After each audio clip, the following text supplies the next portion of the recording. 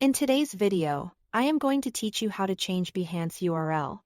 If you are building your creative brand on Behance, having a clean, memorable profile link makes it easier for clients, collaborators, and recruiters to find you.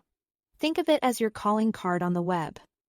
So let's walk through the exact process together, clearly and calmly.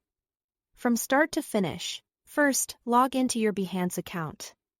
You can do this on a desktop browser for the smoothest experience. Make sure you are signed in with the correct Adobe ID you use for your portfolio. Once you are in, look to the top right corner of the screen for your avatar. That small profile image is the gateway to your personal settings. Click it, and from the drop-down menu that appears, choose Settings. This opens the area where you manage key details tied to your account and public presence. Inside Settings, find and open the Account Information tab. This section contains your core account details, including the place where your profile link lives. Take a moment here to get familiar. This is where you'll make the change that updates how people access your work. Next, locate the field labeled Behance URL and click Edit. This is where you can customize the unique part of your profile link.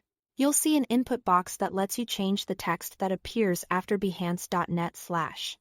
Keep your new URL simple, professional, and closely aligned with your name or brand. Shorter is usually better, and consistency across platforms helps people remember you.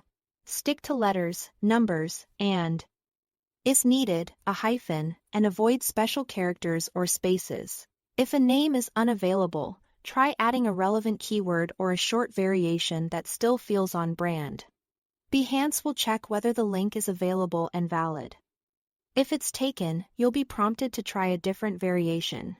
When it's accepted, your profile updates right away with the new address from this point forward. Anyone visiting your portfolio should use that updated link.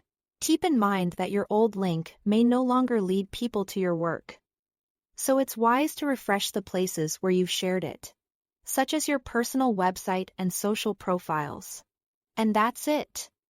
Thanks for watching.